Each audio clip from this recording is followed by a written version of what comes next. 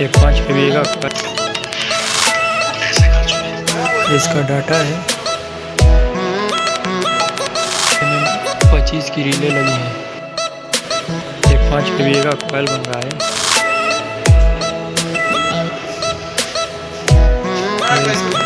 इसका डाटा है।